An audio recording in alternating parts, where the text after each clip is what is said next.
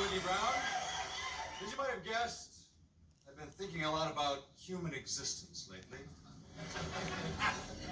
I guess because I saw my grandmother this week. Probably for the last time.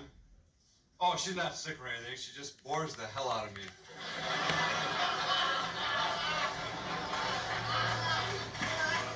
Well, that's why I'd like to talk this evening about that bane of human existence, fate. Fate and her sleazy sister, karma. Because fate, my friends, is a funny thing. It's like a fabric that's woven with the threads of circumstance. Or maybe it isn't. Maybe it's a little more like a filthy rag that's spotted with the stains of coincidence. That's a nice metaphor. I love metaphors. They just come to me like...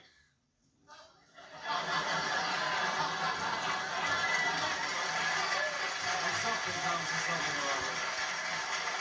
But back to fate. Because fate has been hounding me like a Mormon missionary with an Amway franchise.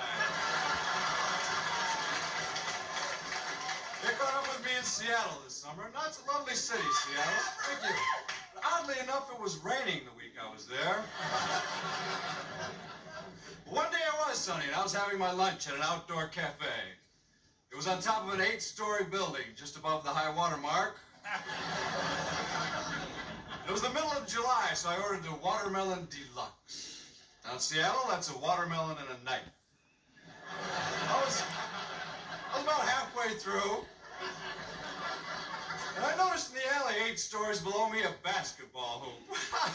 Well, I was also wide open for the shot, so I took my stance with the melon. The busboy rushed over to try to guard me, of course, but I faked to the left and went over his head.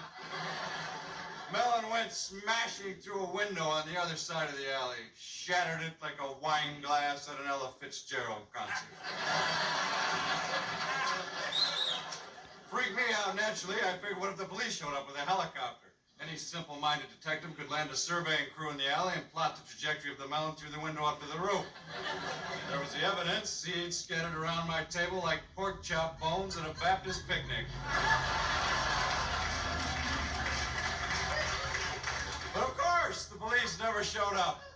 No justice was left to the filthy rag of fate, my friends, and that night in the club, it sopped me up like a spilled drink.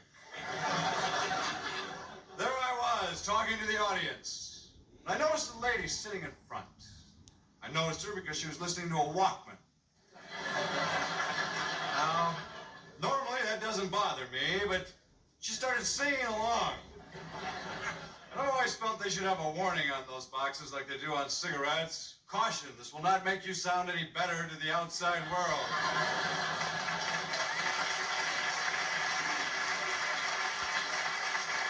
And then she got up and started dancing to a tune only she could hear, and that's when someone in the crowd thought she was having a seizure, apparently, and jumped up to stick a bar rag between her teeth.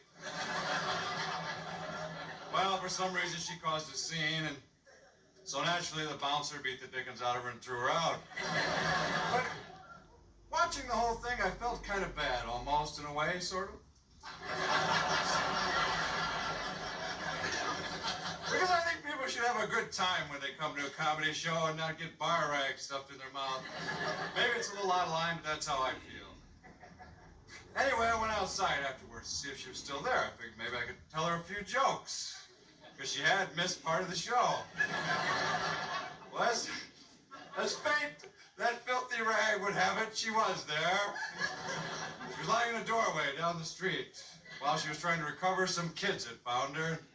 You know how the kids are these days. They'd tied her shoelaces together. Then they taped a "Kick Me" sign on her back and shaved her head. She was lying in a pool of transmission fluid, and amongst some old fish heads and mouse droppings, bald with her shoelaces tied together, people kicking her as they walked by.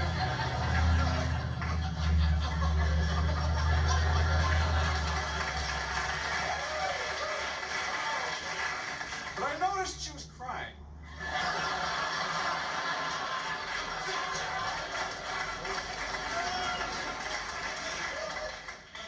So I went over to her and I said, I said, what's the matter?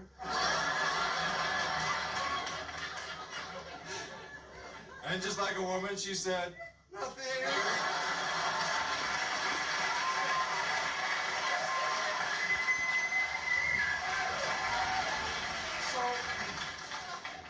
So I said to her, then why don't you cheer up, my dear? Look at the bright side of things. There's a lot of bald people in the world. You don't see them lying in piles of fish heads and mouse droppings, people kicking them. She said, oh, it's not that. I said, well, what is it then? And she said, well, my little Pekingese dog died today. And here, unfortunately, the story turns a little sad. I wish I could share with you some of the grief I felt at the very thought. Mark Molinaro.